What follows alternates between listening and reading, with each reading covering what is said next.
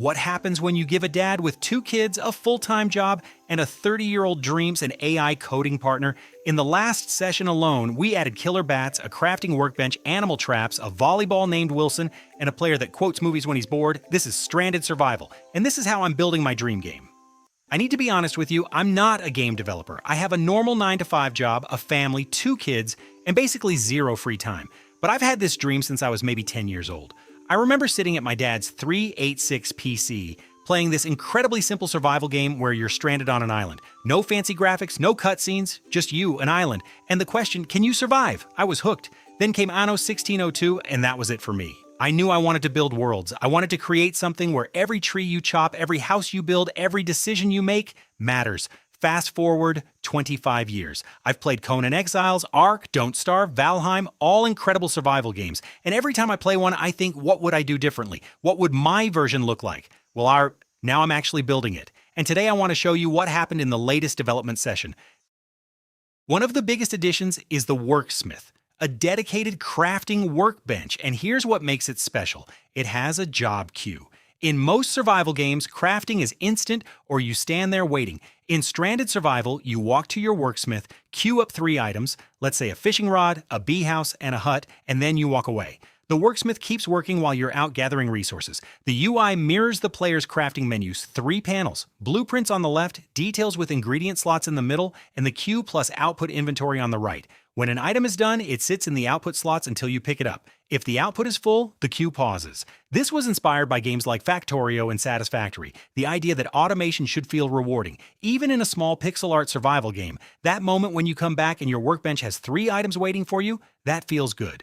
Okay, let's talk about what happens when the sun goes down. Because nights in Stranded Survival just got dangerous. Bats spawn far from your starting point, at least 10 tiles away. During the day, they're invisible, but as soon as night falls, they wake up and they hunt you. The flight pattern was one of the hardest things to get right. Initially, they just flew in straight lines, totally robotic. So we added organic movement, sine wave swerving, vertical bobbing, each bat with its own unique phase so no 2 fly the same way. When they chase you, they swerve erratically. When they attack, they orbit around you in a figure-8 pattern. You can fight back with the knife, 3 hits to kill. Each hit triggers a red flash, the bat flees briefly, then comes back. When you kill one, blood particles fly, you get 3 leather, and the bat will respawn after 2 in-game days. There's always at least 1 bat alive on the island. And here's my favorite detail. At dawn, around 4 a.m. in-game, the bats slowly fade out as they fly toward the edge of the map. Like they're retreating from the sunrise. The damage system is visceral. Red screen vignette,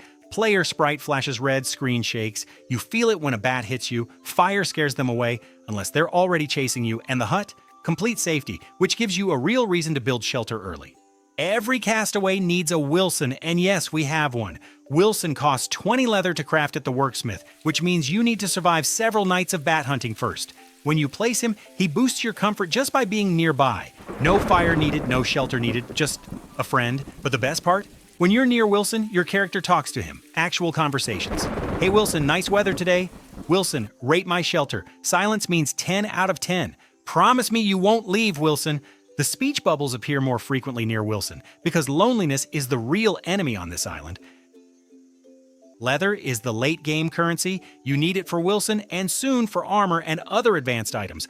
Fighting bats is one way to get it, but there's a safer option: traps. Traps are expensive to build. 5 sticks, 5 wood, 3 rope, 2 stone, and 5 carrots. You place them on the map, and when you do, you see an exclusion radius. No 2 traps can be within 8 tiles of each other. Existing traps show their radius too, so you can plan your placement. The mechanic is simple. Add carrots as bait, wait. Every 90 to 150 seconds, the trap consumes 1 carrot. But here's the thing, there's only a 20% chance it actually catches something. So on average, you need 5 carrots for 1 leather. That's intentional. Leather should feel valuable. The trap has its own inventory panel. I'll bait on the left, leather output on the right, and it keeps producing while you're away, just like the Worksmith.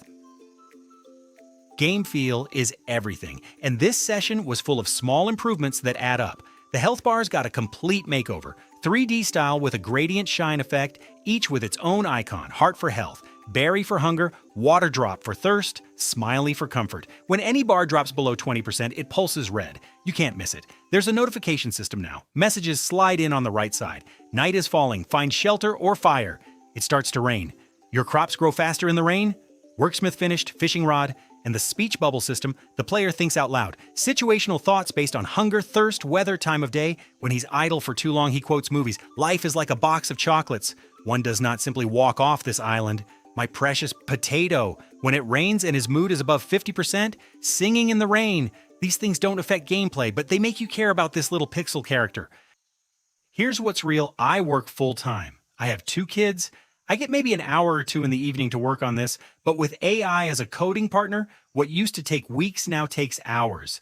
This session alone, bats, Worksmith, traps, Wilson, HUD redesign, refactoring, save system fixes, 10 plus new features, all in one sitting. I'm not saying AI replaces skill. You still need to know what you want. You still need to design. You still need to test and iterate. But the gap between I have an idea and it's in the game has never been smaller. If you've ever had a game idea stuck in your head for years, maybe decades, I'm telling you, now is the time. If you want to see where this goes, subscribe. And if you have ideas for features, drop them in the comments. I read every single one. See you on the island.